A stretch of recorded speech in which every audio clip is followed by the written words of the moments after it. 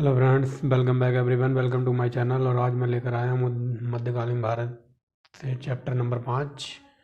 ठीक है फ्रेंड, इससे पहले मैंने ऑलरेडी 4 चैप्टर वीडियो बनाकर प्रोवाइड करा दिए हैं आप लोगों को। अगर किसी ने नहीं देखे हों तो वो चैनल की प्लेलिस्ट में जाकर देख सकता है। ठीक है फ्रेंड, और उससे भी पहले मैंने मुगल काल कंप्लीट करा दिया था, जो हमारा चैप्टर नंबर 12 से लेकर 21 तक चला था। ठीक है फ्रेंड्स, तो सारी वीडियो प्लेलिस्ट में लगा दी गई हैं, आप जाके देख सकते हैं और अपनी तैयारी को और मजबूत कर सकते हैं। ठीक है फ्रेंड्स, तो ये हमारा चैप्टर नंबर 5 है। अगर किसी ने इससे पहले 4 वीडियो नहीं देखी हो तो वो जाके देख ले, क्योंकि अगर आप शुरू से सीक्वेंस में देखना स्टार्ट करोगे ना वीडियो, जब आप शुरू से सीक्वेंस में समझोगे इतिहास को, तभी जाके आपके समझ में आएगा कुछ। ठीक है फ्रेंड्स, तो अब मान लो आपने जब पहली 4 वीडियो नहीं देखी और डायरेक्ट ये 5वां पार्ट देखने लग गए, तो आपके कुछ भी समझ नहीं आएगा। ठीक है फ्रेंड्स, की कहानी कहाँ से बनी थी, कौन लीडिंग फ्रॉम द फ्रंट कर रहा था। ठीक है फ्रेंड्स, तो आप शुरू से देखिए चैप्टर नंबर 1 से, तब धीरे धीरे आपको समझ आएगा कि कहानी कैसे आगे बढ़ रही है। ठीक है फ्रेंड्स, तो इससे पहले हम देख चुके थे सब कुछ, सामाजिक आर्थिक जीवन, शिक्षा, विज्ञान, ठीक है फ्रेंड्स, धर्म वगैरह। तो उसी सीरीज को हम आगे बढ़ाते हुए अब आप देखेंगे कि जो टकराव का युग था, ठीक है फ्रेंड्स, टकराव कैसे कैसे हुआ वही देखेंगे। तो चलिए वीडियो स्टार्ट करते हैं और देखते हैं क्या कुछ टकराव हुआ था। तो चलिए फ्रेंड्स देखते हैं। अरब साम्राज्य। अरब साम्राज्य के उदय के बाद 9वीं सदी में अब्बास राजवंश के खंडर पर अनेक महत्वाकांक्षी युद्ध प्रेमी तुर्क राज्यों का उदय हुआ। ठीक है फ्रेंड्स, ये अब्बासी राजवंश वगैरह कौन था, तो ये मैंने आपको पहले ही चैप्टर में बता दिया था। ठीक है फ्रेंड्स, तो आगे चलते हैं। मतलब इनके जो अब्बासी राजवंश था, इनके मतलब राज्य का विघटन होने के बाद फिर अनेक राज्यों का उदय हुआ। ठीक है फ्रेंड्स, युद्ध प्रेमी तुर्कों का उदय हुआ। ठीक है फ्रेंड्स, इनके बाद तुर्क आए। तो पहला ही देखते हैं हम आरंभिक चरण में अरब और सिंध। ठीक है फ्रेंड्स, अभी हमारे देश की बात हो रही है, जो अरब और सिंधों का आक्रमण हुआ था वो देखते हैं। ठीक है फ्रेंड्स, एक समय, ठीक है फ्रेंड्स, एक समय सिंध एक शक्तिशाली साम्राज्य था। ठीक है फ्रेंड्स, एक समय अरब एक शक्तिशाली साम्राज्य था। ठीक है फ्रेंड्स, ठीक है फ्रेंड्स, अब थोड़ा डार्क कर दिया पेंसिल, सब दिखाई देगा। एक समय सिंध एक शक्तिशाली साम्राज्य था और उसमें कामरान, कांधार, सीस्तान और कश्मीर तक फैली हुई पूरी सिंधु घाटी आती थी। ठीक है फ्रेंड्स, तो आगे चलते हैं। मुल्तान तक सिंध पर चाच नाम के एक ब्राह्मण का कब्जा था। ठीक है फ्रेंड्स, ब्राह्मण का कब्जा था। ठीक है फ्रेंड्स, कब्जा था, यहाँ तक था ये। ठीक है फ्रेंड्स, आगे देखते नीचे। 636 ईस्वी में अरबों ने शक्तिशाली फारस साम्राज्य को मात दी। ठीक फ्रेंड्स, और अपने शासन को जल्द ही अक्सास पार आमू नदी तक फैलाया। ठीक है फ्रेंड्स, अब बस सुनते जाइए। आगे चलते खलीफा। ठीक है फ्रेंड्स, खलीफा के आदेश पर मोहम्मद बिन कासिम ने 711 में मकरान के रास्ते स्थल मार्ग में सिंध पर हमला किया। ठीक है फ्रेंड्स, ये क्वेश्चन कई बार एग्जाम में यहाँ से क्वेश्चन बनता है। ठीक है फ्रेंड्स, और आपने देखा होगा कि कई बार क्वेश्चन ये पूछा जाता है कि भारत पर सबसे पहला अरब आक्रमणकारी कौन था, तो वो मोहम्मद बिन कासिम था। ठीक है फ्रेंड्स, और दूसरा क्वेश्चन ऐसे पूछा जाता है कि मोहम्मद कासिम ने सिंध पर कब आक्रमण किया था, तो 711 में, बट कई किताबों में ये 712 भी दिखाता है। ठीक है फ्रेंड्स, तो याद रखेंगे, क्वेश्चन यहाँ से कई बार बना है ये। और ठीक है फ्रेंड्स, तो थोड़ा माइंड में रखिएगा। उसके बाद मोहम्मद बिन कासिम ने चाच के बेटे दाहर पर हमला किया। ठीक है फ्रेंड्स, उसके बाद मोहम्मद बिन कासिम ने चाच के बेटे दाहर पर हमला किया और उसे हराकर मुल्तान तक के इलाके पर कब्जा कर लिया। आगे चलते हैं। अरब में ही बलपूर्वक धर्म परिवर्तन का कोई प्रयास नहीं किया गया। ठीक है फ्रेंड्स, जब ये मोहम्मद बिन कासिम आया था ना, तो इसने शुरू में कोई धर्म परिवर्तन का मतलब कोई भी मतलब प्रयास नहीं किया था इसने। ठीक है फ्रेंड्स, तथा वहाँ के निवासियों को बौद्ध, हिंदू और अग्निपूजकों को जिम्मी का दर्जा दिया गया। ठीक है फ्रेंड्स, आगे चलते हैं। अरबों ने, ठीक है फ्रेंड्स, अरबों ने सिंध के आगे वे अपने पैर फैला नहीं सके। ठीक फ्रेंड्स, जो अरब थे ना वो सिंध तक ही मतलब रहे और उन्होंने आगे अपना राज्य आगे बढ़ाने की नहीं सोची। ठीक है फ्रेंड्स, क्योंकि ठीक है यहाँ लिखा है क्योंकि पश्चिम भारत के गुर्जर प्रतिहार शासक तथा गुजरात के चालुक्य शक्तिशाली थे। ठीक है फ्रेंड्स, शक्तिशाली थे। ठीक है फ्रेंड्स, शक्तिशाली थे। ये जो थे ना पश्चिम में गुर्जर प्रतिहार शासक और गुजरात में चालुक्य, ये मैं आप लोगों को पढ़ा चुका हूँ चैप्टर नंबर 2-3 में। ठीक है फ्रेंड्स, अगर किसी ने नहीं देखा हो इसीलिए बोल रहा हूँ, आप पहले चैप्टर नंबर 1 से देखते आइए 4 तक, तब जाके सीधा 5वां चैप्टर देखिए। अगर डायरेक्ट आप इसे देखोगे तो फिर शायद ही आपके कुछ समझ में आए। ठीक है फ्रेंड्स, आगे चलते हैं। मुल्तान के सूर्य मंदिर को 10वीं सदी में रूढ़ी विरोधी इस्लामी पंथ के समर्थकों ने नष्ट कर दिया, जिन्होंने मुल्तान पर अपना एक अलग राज्य कायम कर रखा था। बाद में इस राज्य को महमूद गजनबी ने नष्ट किया। ठीक है फ्रेंड्स, तो मुल्तान में एक सूर्य मंदिर था, इसको 10वीं शताब्दी में रूढ़िवादी जो कट्टरपंथी थे ना मुसलमान, उन्होंने नष्ट कर दिया था। ठीक है फ्रेंड्स, जिन्होंने मुल्तान पर अपना एक अलग राज्य कायम कर रखा था और बाद में इस राज्य को महमूद गजनबी ने नष्ट कर दिया। ठीक है फ्रेंड्स, आगे चलते अब देखते हैं अफगान और अल हिंद। ठीक है फ्रेंड्स, 9वीं सदी तक काबुल जाबुल और जमींदार अर्थात अल हिंद नदी के आसपास के क्षेत्र में, जिसे अरब अल हिंद कहते थे, ठीक है फ्रेंड्स, उसके हिस्से में बने रहे। ठीक है फ्रेंड्स, आगे देखते हैं। इन क्षेत्रों पर ऐसे वंशों का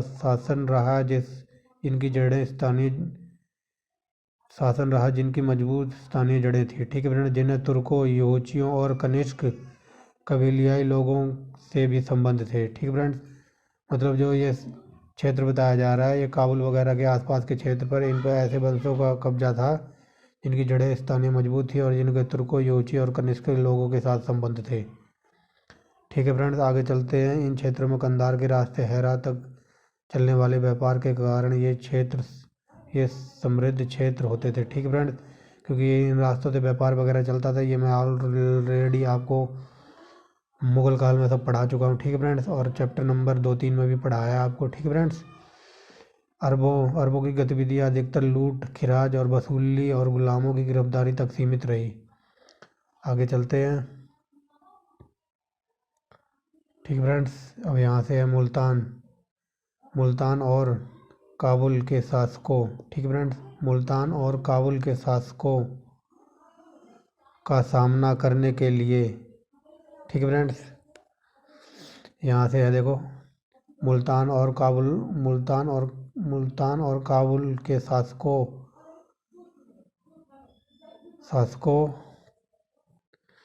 ठीक है फ्रेंड्स, देखते हैं मुल्तान और काबुल के जो शासक थे ना। ठीक है फ्रेंड्स, मुल्तान और काबुल के शासक जो अरब वगैरह थे ना, तो ये इधर घुसपैठ कर रहे थे इनके इलाके में। ठीक है फ्रेंड्स, तो मुल्तान और काबुल के शासक ठीक है फ्रेंड्स, अरबों की घुसपैठ का सामना करने के लिए एक साथ हो गए। ठीक है फ्रेंड्स, क्योंकि जो अरब वगैरह थे ना, ये इनके इलाकों में घुसपैठ कर रहे थे। ठीक है फ्रेंड्स, तो उनसे निपटने के लिए मुल्तान और काबुल के शासक अरबों की घुसपैठ, ये यहाँ लिखा है, का सामना करने के लिए एक साथ हो गए। ठीक है फ्रेंड्स, आई थिंक आप समझ गए होंगे, थोड़ी लाइन ऊपर नीचे हो गई थी। ठीक है फ्रेंड्स, 9वीं सदी के अंत में अब्बासी साम्राज्य का पतनोन्मुख हो गया था।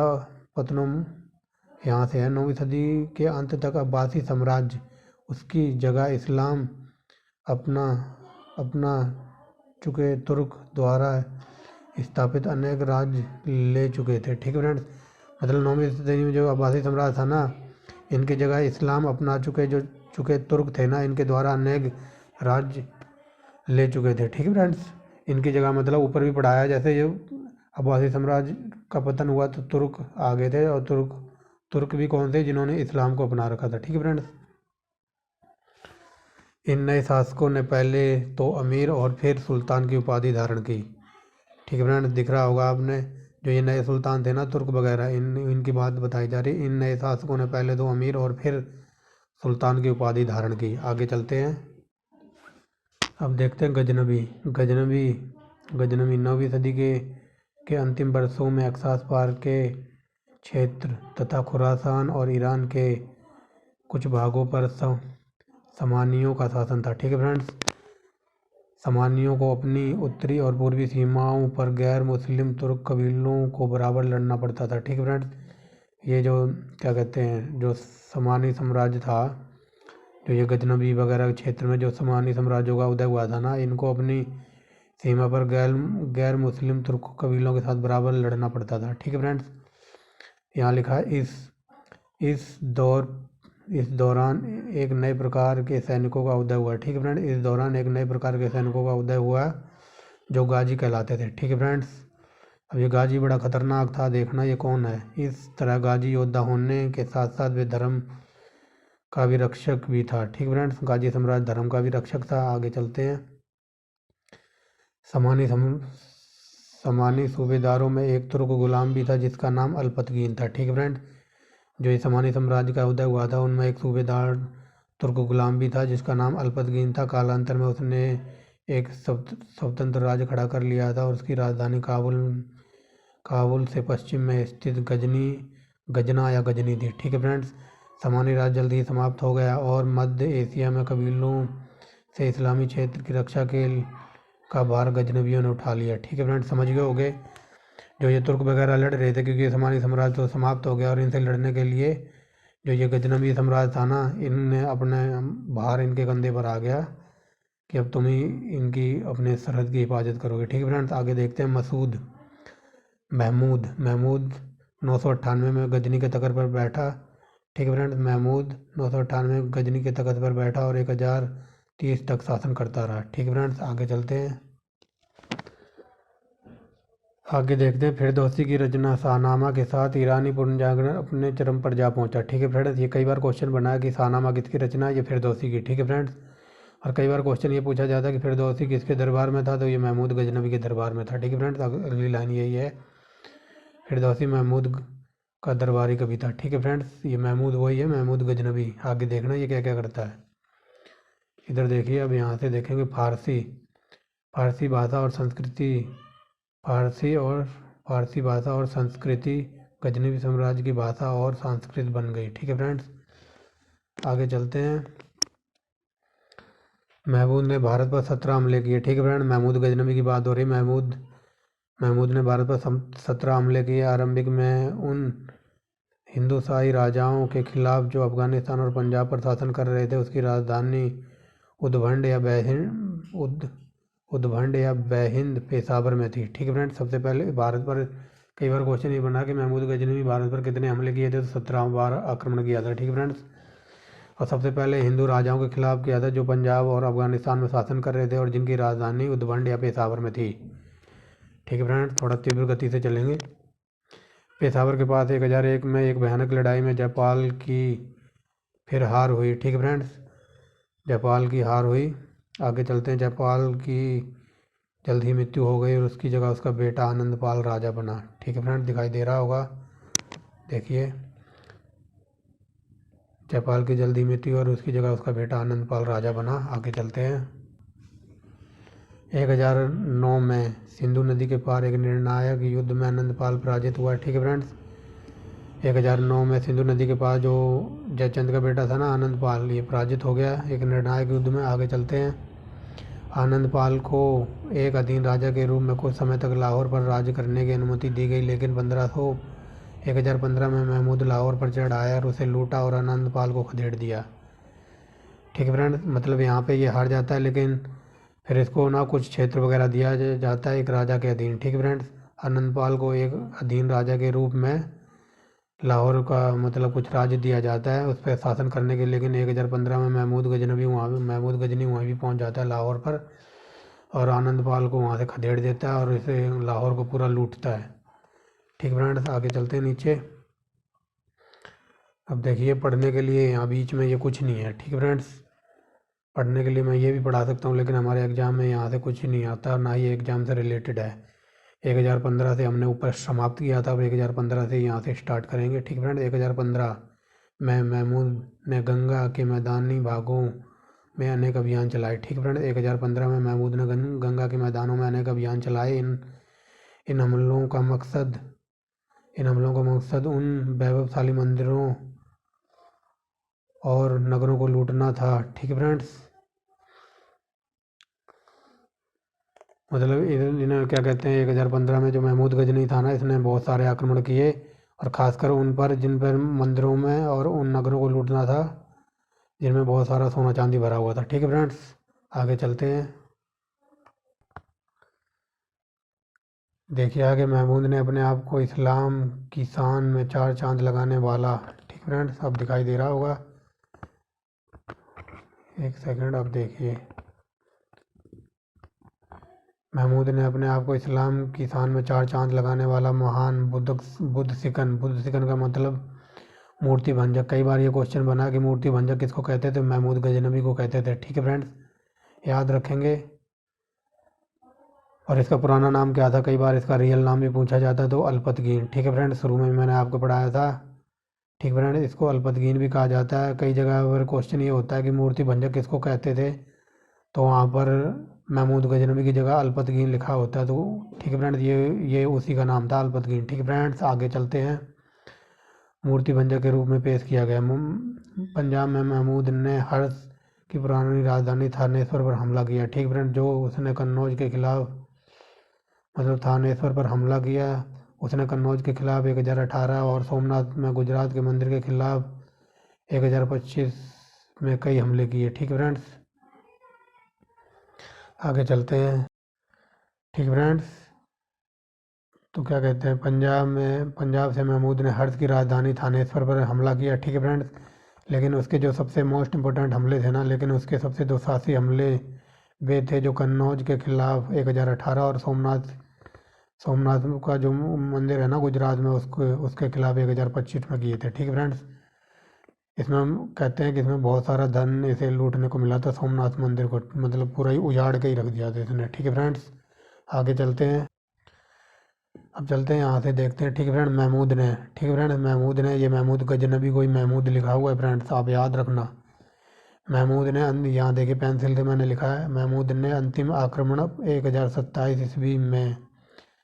ठीक है फ्रेंड, महमूद ने अंतिम आक्रमण 1027 ईस्वी में वापस लौटते समय। ठीक है फ्रेंड्स, एक बार और बता देता हूँ, महमूद का जो अंतिम आक्रमण था ना, ये लिखा है महमूद का अंतिम आक्रमण 1027 ईस्वी में वापस लौटते समय सिंध में जाटों, ठीक है फ्रेंड्स, जाटों के खिलाफ था। ठीक है फ्रेंड्स, आगे देखते हैं। सिंध में जाटों पर किया। ठीक है फ्रेंड्स, जो अंतिम आक्रमण था सिंध में जाटों पर किया और उन्हें पराजित किया। ठीक है फ्रेंड्स, समझ गए होंगे। महमूद ने अंतिम आक्रमण 1027 ईस्वी में वापस लौटते समय सिंध में जाटों पर किया और उन्हें पराजित किया। ठीक है फ्रेंड्स, जाटों को हरा दिया था इसने। ठीक है फ्रेंड्स, आगे देखते हैं।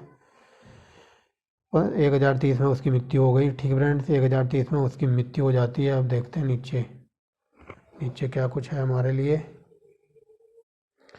महमूद की मृत्यु के बाद एक शक्तिशाली साम्राज्य का अर्थात सजलूक साम्राज्य का जन्म हुआ। सजलूक साम्राज्य में सीरिया, इराक और ईरान थे। ठीक है फ्रेंड, इसके मरने के बाद एक शक्तिशाली साम्राज्य अर्थात सजलूक साम्राज्य का जन्म हुआ, जिसमें सजलूक साम्राज्य में सीरिया, इराक और ईरान शामिल थे। ठीक है फ्रेंड्स, एक एक स्टेप क्लियर करता हुआ चल रहा हूँ, ऊपर हमारे लिए कुछ है नहीं। अब चलते हैं राजपूत रजवाड़ों के खिलाफ।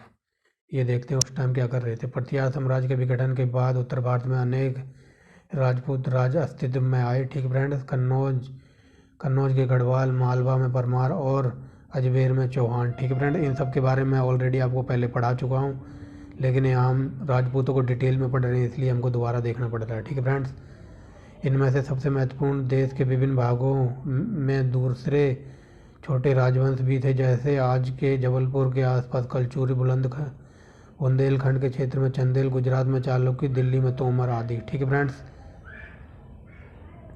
आगे चलते हैं। कन्नौज के गढ़वालों ने पालों को बिहार से निकाल दिया था। ठीक है फ्रेंड्स, आगे चलते हैं। अपने चरम काल में गढ़वाल या गहड़वार राज्य बिहार में मुंगेर से लेकर दिल्ली तक फैला हुआ था। इस वंश का सबसे महान शासक गोविंद चंद्र था, जिसने 12वीं सदी के पूर्वार्ध में शासन किया। उसने कन्नौज को अपनी राजधानी बनाया और बनारस को दूसरी राजधानी बनाया। ठीक है फ्रेंड्स, जहाँ समझाने लायक होगा मैं समझाऊंगा, सिंपल भाषा में लिखा हुआ है, एकदम स्ट्रेट एंड सिंपल। ठीक है फ्रेंड्स, तो बस आप सुनते जाइए। राजधानी बनाया। गढ़वालों ने दोआब में होने वाले गजनबी हमलों का सामना करने वालों के रूप में प्रतिष्ठा प्राप्त की। ठीक है फ्रेंड्स, जो गैडवाल का जो दोआबगंज वगैरह के क्षेत्र थे ना, इनमें जो ये गजनवी वगैरह हमला कर रहे थे, तो उनका मतलब सामना करने वालों की प्रतिष्ठा प्राप्त थी इनको। ठीक फ्रेंड्स, मतलब डट कर सामना किया होगा इन गढ़वालों ने गजनवियों का। गोविंद चंद के बाद जयचंद गद्दी पर बैठा, जिसे चौहानों की बढ़ती शक्ति से टक्कर लेनी पड़ी। ठीक है फ्रेंड्स, गोविंद चंद के बाद जयचंद गद्दी पर बैठा और वो चौहानों की बढ़ती शक्ति से भी टकराया या टक्कर लेनी पड़ी। ठीक है फ्रेंड्स, आगे चलते हैं। गुजरात के राजाओं के अधीन रह चुके चौहानों ने 10वीं सदी के अंतिम वर्षों में नंदौल में अपनी राजधानी बसाई या बनाई। ठीक फ्रेंड, इस वंश का सबसे महान शासक संभवतः विग्रहराज था, जिसने चित्तौड़ पर कब्जा किया, अजमेर को बसाया और उसे अपनी राजधानी बनाया। ठीक है फ्रेंड्स, अजमेर का पुराना नाम ये देख लो, कई बार एग्जाम में पूछा जा चुका है। ठीक है फ्रेंड्स, कई बार ग्रुप सी या ग्रुप डी एग्जाम में ऐसे क्वेश्चन रख दिए जाते हैं सामने, तो अजमेरू था। ठीक है फ्रेंड्स, अजमेर का पुराना नाम अजमेरू। ठीक है फ्रेंड्स, उसने अजमेर में एक संस्कृत विद्यालय और अन्नागार झील का निर्माण किया। ठीक है फ्रेंड्स,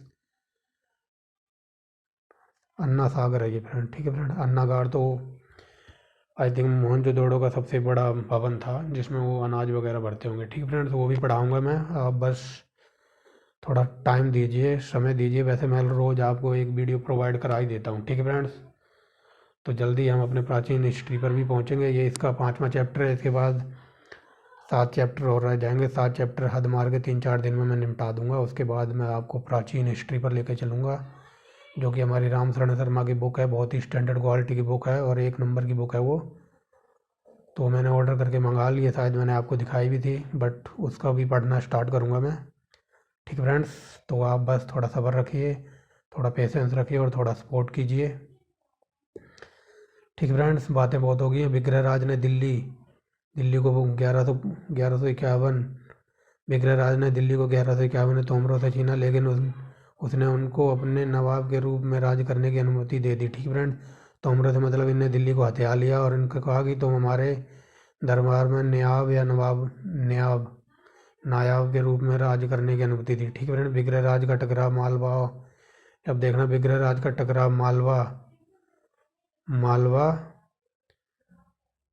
भोज। ठीक फ्रेंड्स, ये मालवा के भोज परमारों से भी हुआ। ठीक फ्रेंड्स, ऐसे देखेंगे दिल्ली में विग्रहराज का टकराव मालवा भोज के परमारों से भी हुआ। ठीक फ्रेंड्स, ये भोज वगैरह कौन था ये मैं आपको पहले ही पढ़ा चुका हूँ। ठीक फ्रेंड्स, हुआ विग्रहराज और भोज दोनों ही कवियों और ठीक फ्रेंड्स, आगे देखते हैं। विग्रहराज और भोज दोनों ही कवियों और चौहान राजाओं में सबसे प्रसिद्ध पृथ्वीराज तृतीय था। ठीक है फ्रेंड, जो 1177 में 11 वर्ष की कम आयु में गद्दी पर बैठा। ठीक है फ्रेंड्स, चलते हैं आगे। गद्दी पर बैठा, गुजरात के चालुक्य राजा के खिलाफ संघर्ष में वह सफल नहीं हुआ। ठीक है फ्रेंड्स, ये पृथ्वीराज की बात हो रही, तृतीय की, सफल नहीं हुआ। इससे मजबूर होकर वह गंगा की घाटियों की ओर मुड़ा। ठीक है फ्रेंड, और उसने बोले हैं बुंदेलखंड की राजधानी महोबा के खिलाफ एक अभियान चलाया। यह संघर्ष था जिसमें आला और उदल नाम के 2 प्रसिद्ध योद्धा मारे गए। ठीक है फ्रेंड्स, कई बार क्वेश्चन बना कि आला उदल कौन से मतलब अभियान में मारे गए थे, तो ये बुंदेलखंड में जो महोबा के खिलाफ अभियान था इसमें मारे गए थे। ठीक है फ्रेंड्स, और कई बार क्वेश्चन ये बना कि आला उदल किस क्षेत्र से थे, तो ये बुंदेलखंड से थे। ठीक है फ्रेंड्स, आगे चलते हैं। दिल्ली और पंजाब पर नियंत्रण के लिए चौहानों के प्रयासों का गढ़वालों से भी मुकाबला किया। ठीक है फ्रेंड्स, आगे देखते हैं। राजपूत युद्ध को क्रीड़ा समझते थे। ठीक फ्रेंड्स, क्रीड़ा माने खेल, राजपूत युद्धों को क्रीड़ा समझते थे तथा जमीनों और मवेशियों के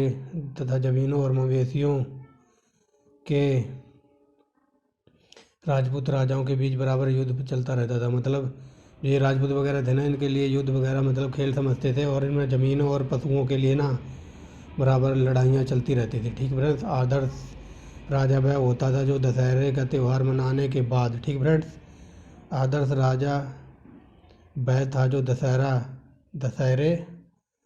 दशहरा के बाद पड़ोसियों के इलाकों पर हमला के लिए अपनी सेनाओं का नेतृत्व करता था। वाह क्या बात है, मतलब जो दशहरा था ना, मतलब उसको मनाने के बाद जो अपने पड़ोसियों के इलाकों पर हमला करने के लिए ना, मतलब जो नेतृत्व करता था, मतलब अपनी सेना का मतलब कैप्टन था, तो वो मतलब बढ़िया राजा माना जाता था उस टाइम। ठीक है फ्रेंड्स, सेनाओं का नेतृत्व करता था। आगे चलते हैं।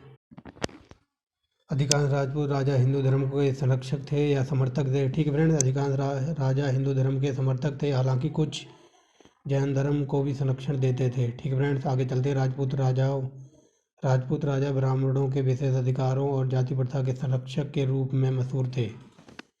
आगे चलते हैं। 10वीं और 12वीं सदी के बीच के काल को उत्तर भारत में मंदिर निर्माण का चरम काल माना जाता है। ठीक है फ्रेंड्स, इस काल में मंदिर निर्माण की जो शैली प्रचलित हुई वह नागर शैली थी। ठीक है फ्रेंड्स, इसके मुख्य केंद्र इसका मुख्य केंद्र उत्तर भारत और दक्कन थे। ठीक है फ्रेंड, मंदिर यहाँ पर सबसे ज़्यादा बनाए गए होंगे।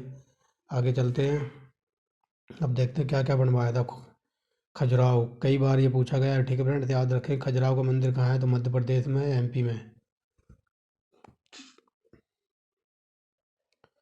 खजुराहो का मंदिर समूह और भुवनेश्वर में मंदिर इस शैली की सबसे अधिक प्रतिनिधि करते थे। ठीक है फ्रेंड्स, भुवनेश्वर के मंदिर इस शैली का सबसे अधिक प्रतिनिधि करते थे। खजुराहो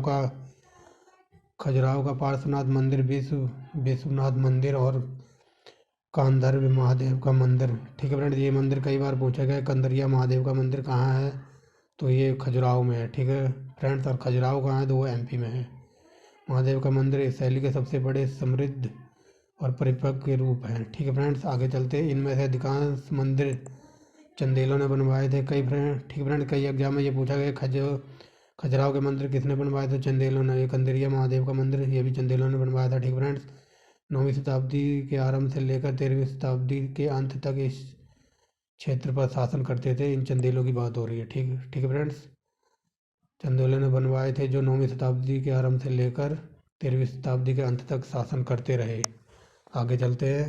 आगे देखेंगे उत्तर भारत में तुर्कों की विजय। ठीक है फ्रेंड्स, उत्तर भारत में तुर्कों की विजय, इसमें हमारे लिए कुछ है नहीं, तो जो कुछ है इसका नेक्स्ट पेज पे। ठीक है फ्रेंड्स, देखते हैं। सदी के मध्य में तुर्क कबीलों के एक और समूह ने, जिसमें कुछ बौद्ध थे तो कुछ बहुमूर्ति पूजक थे। ठीक है फ्रेंड्स, आगे चलते हैं।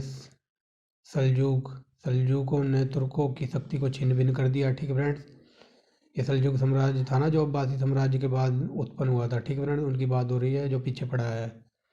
सल्जूक ने तुर्कों की शक्ति को छिन्न भिन्न कर दिया। ठीक है फ्रेंड्स, दो नई शक्तियों को प्रमुखता प्राप्त हुई। ईरान में केंद्रित ख्वारिज़्म साम्राज्य और गौर गौर उत्तर पश्चिम अफगानिस्तान में स्थित गौरी साम्राज्य थे। ठीक है फ्रेंड्स, आगे चलते हैं। अब आ गया मोहम्मद गौरी आरंभ में गजनवी के महत थे। ठीक है फ्रेंड, गौरी आरंभ में गजनी के महत थे। गौरियों की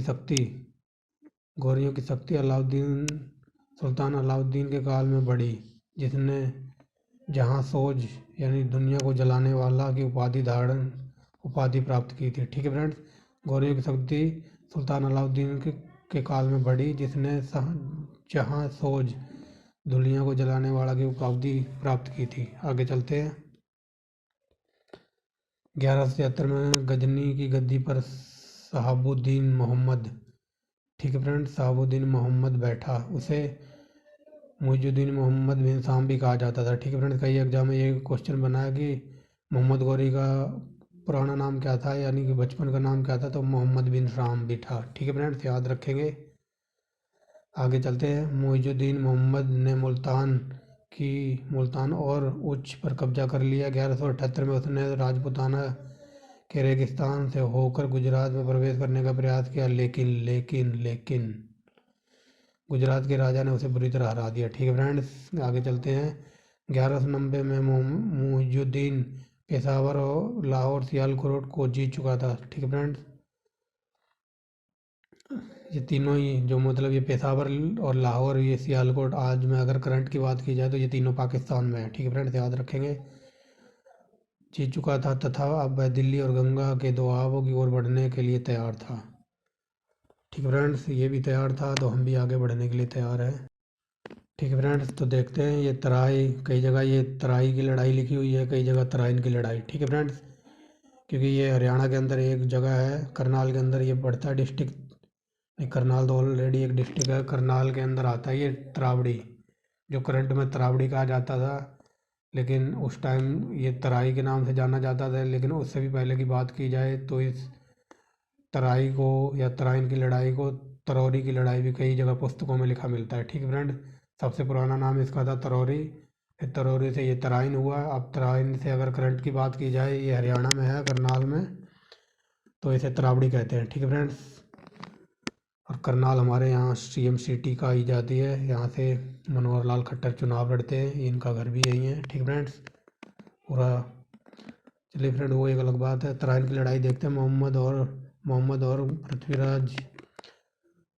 और पृथ्वीराज के बीच टकराव तबर हिंद पर दोनों के दावों के साथ आरंभ हुआ। ठीक फ्रेंड, 1191 में तराइन की लड़ाई हुई। ठीक है फ्रेंड्स, कई बार ये पूछा जाता है कि तराइन की पहली लड़ाई कब हुई, तो 1191 में। ठीक है फ्रेंड्स, देखो लास्ट में एक है ना, तो एक से मतलब पहली लड़ाई, और तराइन की दूसरी लड़ाई पूछी जाती तो 92 में, दूसरी पूछे तो इसके पीछे 2 लग जाएगा। ठीक है फ्रेंड्स, ऐसे याद रखना। 1191 में तराई में हुई इस लड़ाई में गौरी की सेना को बुरी तरह तबाह कर दिया। ठीक फ्रेंड्स, आगे चलते। तबर हिंद पृथ्वीराज अब तबर हिंद की ओर बढ़ा और 12 माह की घेरा की बंदी के बाद उसे जीत लिया। पृथ्वीराज ने पंजाब में गौरियों को खदेड़ने का प्रयास नहीं किया, मतलब इसने मतलब गौरी को हरा दिया, लेकिन उन्हें मतलब बाहर निकालने की कोशिश नहीं की कि चलो हरा तो दिया या जो भी है इनको रहने दो, बट यही यहाँ गलती कर देता है। ठीक है फ्रेंड्स, आगे चलते हैं। तराइन की दूसरी लड़ाई या तराई की दूसरी लड़ाई, देखो आ गया ना लास्ट में 2, तो ये दूसरी लड़ाई। तराइन की दूसरी लड़ाई के लिए मोहम्मद ने, ठीक है फ्रेंड्स, तराइन की दूसरी की लड़ाई के लिए मुइजुद्दीन मोहम्मद ने या मोहम्मद गौरी ने, ठीक है फ्रेंड्स, ने सावधानी से तैयारी की। ठीक है फ्रेंड्स, आगे चलते हैं। खतरे को पृथ्वीराज चौहान ने भांपा। ठीक है फ्रेंड्स, मतलब उसे पता लग गया था कि ये तैयारी कर रहा है लड़ाई के लिए। खतरे को पृथ्वीराज चौहान गलत बोल रहा हूँ, पृथ्वीराज ही लिखा है। ठीक है फ्रेंड, खतरे को पृथ्वीराज ने भांपा। उसने उत्तर के सभी राजाओं से सहायता के लिए प्रार्थना की होगी, रिक्वेस्ट की होगी। ठीक है फ्रेंड्स, अनेक राजाओं ने उसकी सहायता के लिए फौजें भेजी, पर कन्नौज का जो जयचंद था ना, ये खतरनाक था, इसने इसकी सहायता ही नहीं की। ठीक है फ्रेंड्स, तो कई जगह ये क्वेश्चन आज के जो फेमस युक्ति है ना, कि हमारे देश में ना जयचंदों की कमी नहीं है, मतलब गद्दारों की कमी नहीं है, तो कई बार देखना फ्रेंड्स, बहुत ही रेयर चांस होगा कि किसी आदमी का नाम जयचंद होगा, क्योंकि जयचंद इतना ये बुरा वर्ड था, ये इतिहास से ही बहुत बुरा था। ठीक है फ्रेंड्स, ये हमारे देश में कई बार हिंदी में मुहावरा भी है कि हमारे देश को जयचंदों से सावधान रहना चाहिए, पता नहीं ऐसा ही कुछ है, बट मैंने इतनी हिंदी पढ़ी नहीं है। ठीक है फ्रेंड्स, तो आप देखना कि जयचंद नाम का बंदा बहुत ही रेयर मिलेगा, एक आधा ही होगा। ठीक है फ्रेंड्स, जयचंद ने मतलब उसकी सहायता नहीं की थी। ठीक है फ्रेंड्स, आगे चलते। ठीक है फ्रेंड, इस लड़ाई में पृथ्वीराज चौहान की हार हुई। ठीक है फ्रेंड, थोड़ी राइटिंग ये रात को लिखा है मैंने। इस लड़ाई में पृथ्वीराज चौहान की हार हुई, परंतु वह बच निकला। ठीक है फ्रेंड, परंतु वह बच निकला, सरस्वती सिरसा के पास पकड़ा गया। ठीक है फ्रेंड्स, तो यहाँ से दोबारा देखते हैं। इस लड़ाई में पृथ्वीराज चौहान की हार हुई, परंतु वह बच निकला। ठीक है फ्रेंड, परंतु वह बच निकला, सरस्वती सिरसा के पास पकड़ा गया। ठीक है फ्रेंड्स, ये सिरसा भी हरियाणा में पड़ता है, सिरसा हरियाणा का डिस्ट्रिक्ट है एक। पृथ्वीराज चौहान को समय तक अजमेर पर शासन करने की अनुमति दी गई। ठीक है फ्रेंड्स, ये हारने के बाद सिरसा में पकड़ा गया, फिर इसको कहा गया कि भाई अजमेर पर कुछ समय तक के लिए शासन करने की अनुमति दी गई, पर इस पर मतलब आरोप लगाकर इसे मार डाला जाता है। ठीक है फ्रेंड, आगे देखते हैं। अनुमति दी गई, उस काल के सिक्के मौजूद हैं जिन पर एक और तारीख दी गई और दूसरी ओर पृथ्वीराज देव अंकित है। ठीक है फ्रेंड्स, एक और तारीख दी गई है और पृथ्वीराज देव अंकित है, दूसरी ओर श्री मोहम्मद शाम लिखा हुआ है। ठीक है फ्रेंड्स, श्री मोहम्मद शाम या मोहम्मद गौरी। ठीक है फ्रेंड, जल्द ही शीघ्र ही पृथ्वीराज को यथाकथित षड्यंत्र के आरोप में मार डाला गया। ठीक है फ्रेंड्स, क्योंकि अजमेर पर शासन कर रहा था, इस पर झूठा आरोप विद्रोह का वगैरह लगाकर षड्यंत्र बनाकर इसे मार डाला गया और उसकी जगह उसके बेटे को गद्दी पर बिठाया गया। ठीक है फ्रेंड्स, आगे चलते हैं। आगे देखते हैं गंगा की वादी, बिहार और बंगाल में तुर्कों की विजय। ठीक है फ्रेंड्स, तराई के बाद मुइजुद्दीन ने अपने भरोसे भरोसे भरोसे के गुलामों के हाथों में भारत की बागडोर देकर गजनी चला जाता है। तो ये मोहम्मद गौरी होता है ना, तो ये मतलब अपने जीते हुए जो प्रदेश वगैरह होते हैं, जो इतना शासन होता है, तो ये अपने गुलामों के हाथ में देकर भारत की बागडोर और ये चला जाता है अपने देश। ठीक है फ्रेंड्स, आगे चलते हैं। इन सरदारों में प्रमुख कुतुबुद्दीन ऐबक था। ठीक है फ्रेंड्स, कुतुबुद्दीन ऐबक इसी का गुलाम था। देखो ये मुइजुद्दीन है ना, मोहम्मद गौरी का गुलाम कुतुबुद्दीन ऐबक था और कुतुबुद्दीन ऐबक का गुलाम था इल्तुतमिश। तो कई बार क्वेश्चन ये बनता है कि गुलामों का गुलाम किसे कहा जाता है, तो वो कुतुबुद्दीन ऐबक होगा। ठीक है फ्रेंड्स, वो हम नेक्स्ट चैप्टर में पढ़ेंगे। तो जो ये कुतुबुद्दीन ऐबक को देकर चला गया था, जो इनमें सबसे प्रमुख था, तो 1194 में ये वापस आ जाता है। 1194 में मुइजुद्दीन भारत लौटा। ठीक है फ्रेंड्स, वापस आ गया। वह कन्नौज की ओर बढ़ा। कन्नौज के पास चंदावर में मुइजुद्दीन और जयचंद के बीच एक भयानक लड़ाई हुई। ठीक है फ्रेंड, भयानक लड़ाई में जयचंद मारा गया। ठीक है फ्रेंड्स, जयचंद के बीच भयानक लड़ाई में जयचंद मारा गया। ठीक है फ्रेंड्स, आगे चलते। इसके बाद ये देखो यहाँ पर से लिखा है, इसके बाद मुइजुद्दीन ने बनारस की ओर बढ़ा। ठीक है फ्रेंड, इसके बाद दिखाई दे रहा है ना, इसके बाद मुइजुद्दीन बनारस की ओर बढ़ा तथा बिहार की सीमा तक फैले हुए एक विशाल भूभाग पर अपना वर्चस्व स्थापित कर लिया। ठीक है फ्रेंड्स, मुइजुद्दीन बनारस की ओर बढ़ा तथा बिहार की सीमा तक फैले हुए एक बड़े भूखंड पर अपना वर्चस्व स्थापित कर लिया। आगे चलते हैं। इस तरह तराई और चंद्रावर की लड़ाइयों ने उत्तर भारत में तुर्क राज साम्राज्य की बुनियाद रखी। ठीक है फ्रेंड्स, जो तराई और चंद्रावर की लड़ाई थी ना, इसने तुर्क राज की बुनियाद रखी। आगे चलते। मुइजुद्दीन 1206 तक जीवित रहा। ऐबक ने दिल्ली से दक्षिण में स्थित क्षेत्रों की रक्षा के लिए बयाना और ग्वालियर के किलों पर कब्जा कर लिया। कुछ समय बाद ऐबक ने चंदेल शासकों से कलिंजर, महोबा और खजुराहो को भी छीन लिया। ठीक है फ्रेंड्स, उस टाइम बस लूट ही पाट होती थी, क्योंकि हम पढ़ भी रहे हैं टकराव का दौर। ठीक है फ्रेंड्स, ऐबक ने गुजरात के राजा भीम तृतीय को हराया। इंदाल और दूसरे बहुत से नगरों को तहस नहस कर दिया और लूट लिए गए। ठीक है फ्रेंड्स, जो गुजरात का राजा था ना, भीम तृतीय को हराया तथा इंदाल और दूसरे बहुत से बड़े नगर को तहस नहस करके लूट लिया गया। ठीक है फ्रेंड्स, आगे चलते हैं। पूर्व में तुर्क अधिक सफल रहे। एक खिलजी सरदार बख्तियार खिलजी को ठीक है फ्रेंड्स, पूर्व में तुर्क सफल रहे। एक खिलजी सरदार बख्तियार खिलजी को बनारस के आगे के कुछ क्षेत्रों का हाकिम नियुक्त किया गया। ठीक है फ्रेंड्स,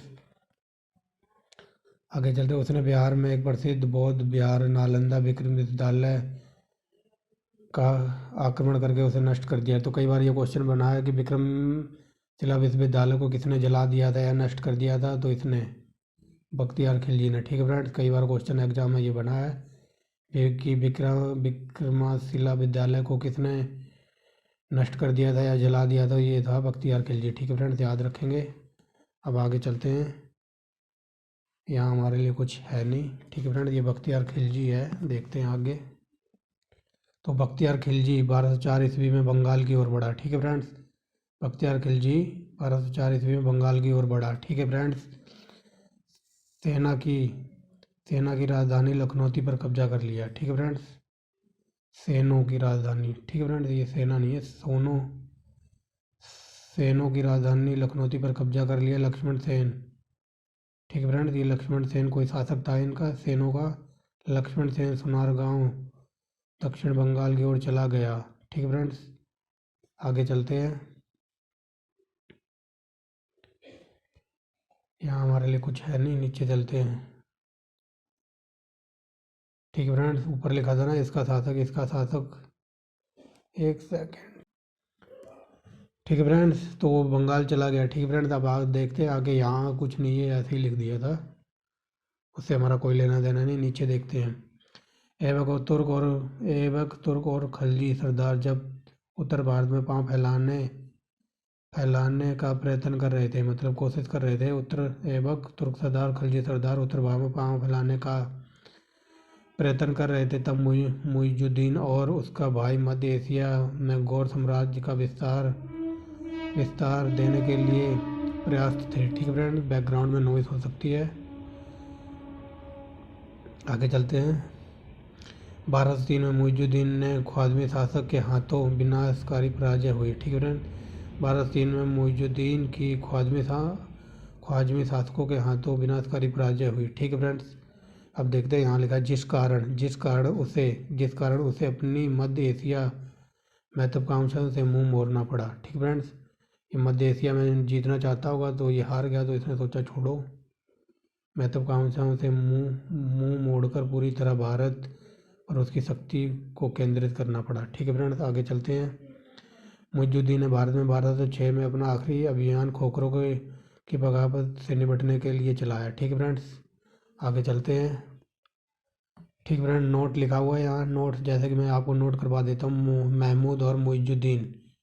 ठीक है फ्रेंड, महमूद जो पीछे हम पढ़ के आए, मुइजुद्दीन ये मोहम्मद गौरी।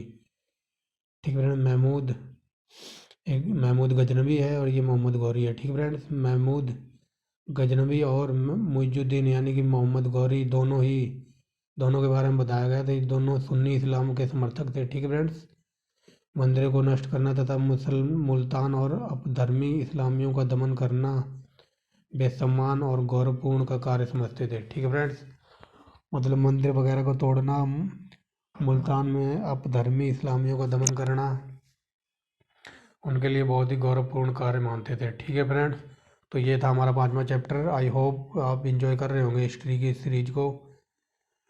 तो फ्रेंड्स, इसके बाद हमारा 6ठा चैप्टर आएगा, वो भी प्रोवाइड हो जाएगा कल सुबह पक्का। ठीक फ्रेंड्स, तो I hope you enjoy the video. Please friend like and share किया कीजिए, मैं बड़ी मुश्किल से आपके लिए वीडियो बनाता हूँ। ठीक फ्रेंड्स, तो ये सीरीज ऐसे ही कंटिन्यू रहेगी। इसके बाद हम प्राचीन भारत पढ़ेंगे और उसके बाद मॉडर्न हिस्ट्री। ठीक है फ्रेंड्स, क्योंकि इसके बाद 7 चैप्टर है, वो भी हम 2-4 दिन में निपटा देंगे। और मैं फ्रेंड्स प्लीज़ आप लोगों को ये बताना चाहता हूँ, क्योंकि मैं एकदम डीप में पढ़ा रहा हूँ। आप लोग देख रहे हैं एक एक स्टेप क्लियर जब करता हुआ चलता हूँ मैं। तो ठीक है फ्रेंड, वीडियो को पूरा देखा कीजिए, कोई भी मतलब स्टेप स्किप ना हो जाए, या आप वीडियो स्किप ना किया कीजिए, क्योंकि मान लो कि मैं एक एक पॉइंट क्लियर करता हूँ और आप कुछ स्किप करके जो कुछ मैं बता रहा हूँ वो स्किप कर दो, तो फिर कोई फ़ायदा नहीं है फ्रेंड्स। क्या पता जो मैं बता रहा हूँ वो एग्ज़ाम में आ जाए, तो आप स्किप मत करें, वीडियो को पूरा देखें। ठीक है फ्रेंड्स, अगर किसी को वॉइस की इशू है तो वॉइस आप थोड़ा स्पीड में कर लीजिए, 1.50 या 1.25 पर। ठीक है फ्रेंड्स, क्वालिटी तो मैंने बता ही रखी, 480 में बेस्ट दूंगा आपको। ठीक है फ्रेंड्स, तो अगर कोई बच्चा डायरेक्ट ये 5वां ही पार्ट देख रहा है तो इससे पहले मैं उससे रिक्वेस्ट करूँगा कि आप पहले पार्ट से देखिए, तब आपको पूरी कहानी समझ आएगी। ऐसे डायरेक्ट आप यहाँ से देखने लगोगे ना तो कुछ समझ नहीं आएगा। ठीक फ्रेंड्स, तो I hope you enjoy this series and enjoy the video and enjoy the history, क्योंकि एकदम मैं कहानी की तरह आप लोगों को पढ़ा रहा हूँ। ठीक है फ्रेंड्स, तो मिलते हैं नेक्स्ट वीडियो में। Thanks for watching the video and bye bye. मिलते हैं नेक्स्ट वीडियो में जल्दी ही।